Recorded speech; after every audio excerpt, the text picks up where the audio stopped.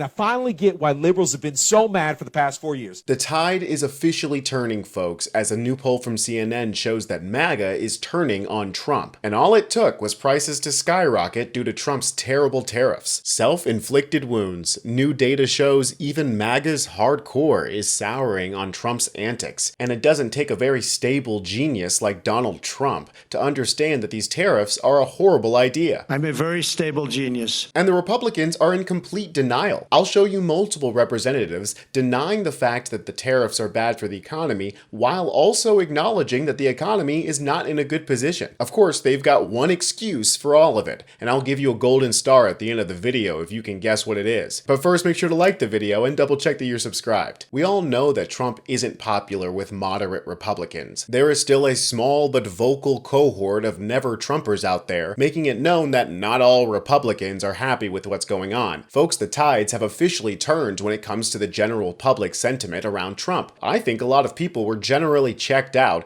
but now that their 401ks are taking a massive hit, they're not so happy with what Trump is doing. But when you start losing the guys who make the podcasts, now I think Trump is starting to affect the base. And I finally get why liberals have been so mad for the past 4 years. When I was sitting on the fence and when I was more of a traditional Republican, I used to not understand why liberals were so angry. I used to not be able to understand or wrap my mind around why are liberals so mad, and I finally get it. So now, when you can't afford to feed your family or you can't afford your house payment or anything else in the world, don't come to me and cry about it asking for help, because my sympathy is for tragedies, not the inevitable. And you voted for this, so this is inevitable. You've done this to yourself. And it will come for all of us. I just saw a post about a woman paying $51 for toilet paper, paper towels, and trash bags. And it's not like buying brand name is the problem, because the generic stuff isn't made here either. These tariffs are just so underthought, and people are rightly upset. Here's somebody who called into the Washington Journal who said he's already being affected by the tariffs. Just like in 30 days. I mean, domestically, he's tanking the economy single-handed with the tariffs. And I just got a new heater today. I'm already affected by the tariffs. How's that, Richard? The parts are, they say, up 8 to 10% already, just in parts for the heater. So I ended up getting a new heater. But the company told you that? The company that you bought it from? Mm-hmm. Right. And they passed on that 8 to 10% to you. So you paid an extra. Okay. Yeah, and this is for every kind of part from outside the country, and no matter what it is. I mean, that includes everything that comes to the United States, to these tariffs that he's imposed. These people are supposed to be the party of low taxes. They've somehow gotten away with putting blanket taxes on pretty much everything. These people are still defending the tariffs, even though the economy is going off the cliff like Thelma and Louise.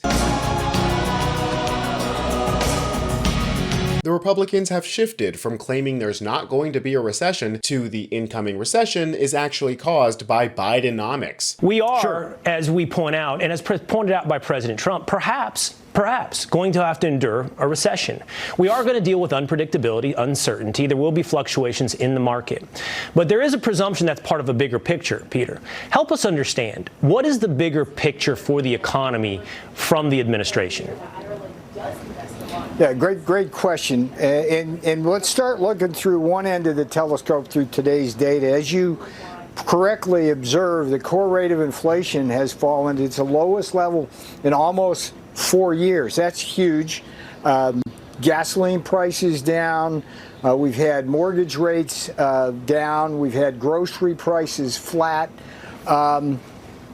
Here's the thing. We're in this difficult transition from Bidenomics to Trumponomics. Right, Bidenomics, policies that improve the economy. We don't want that. We want Trumponomics, crashing everything, shitting on our friends, and pretending like everything is okay. There's no guarantee that there is some sort of other side to this. They're rolling the dice with all of our financial security, and the idea that Trumponomics is going to take off afterwards is ridiculous. The tariffs are not going to pay off. Even in the best case scenario where the economy starts to improve under Trump's regime, well, that will only be recovery from the damage that he's doing now, also known as the billions must die gap. But that's okay. No pain, no game, as Tommy Tuberville says here. No pain, no gain. That's what we used to tell our football players. There's going to be some pain with tariffs.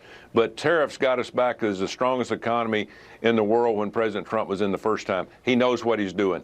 Democrats, get out of the way, shut up. You have no answers. You didn't do anything right in the last 4 years with Joe Biden. Well, we have a game plan. Trump has a game plan along with Howard Lutnick and the other people that are pushing the tariffs.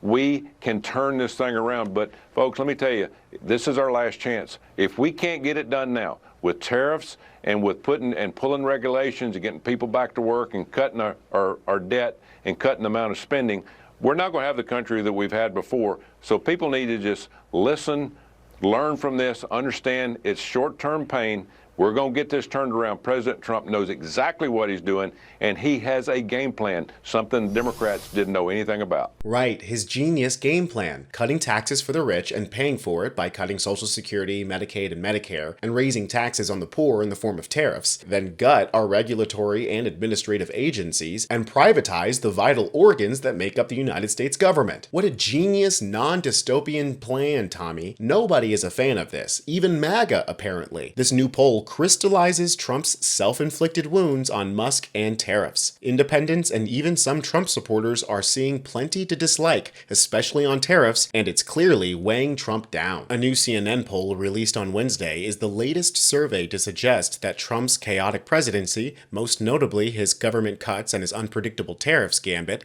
has squandered whatever goodwill and mandate he walked into office with. The CNN poll also suggests there's one main culprit: his tariffs. Americans disapprove of Trump's handling of them by an even wider margin, 61 to 39%. 71% of independents disapprove of his handling of tariffs, as do 20% of the people who said they voted for Trump in 2024. That's 1 in 5 MAGA supporters are saying this is a bad idea. 66% of independents and 17% of Trump voters say he's too extreme. And his bromance with Musk might be the thing that ends up ruining them both. Musk is a growing liability. His image numbers have long been declining, but the new poll adds this: 7 in 10 independents say Musk has neither the right experience nor the judgment to make changes to the way government works. And remarkably, that last number includes nearly 3 in 10 people who agree that Trump is making necessary changes to ensure the government functions properly. In other words, these are people who are predisposed towards seeing the value in an effort like Musk's.